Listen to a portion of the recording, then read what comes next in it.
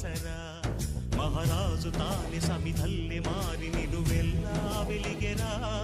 భోగాన్ని విడిచి త్యాగాన్ని వలచి తాపసిగా నిలిచెరా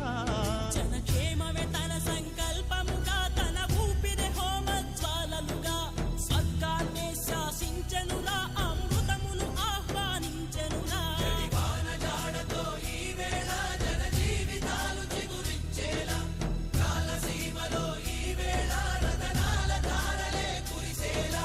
కల్లు కల్లు మని సిరిము వల్లే చినుకే చేరగా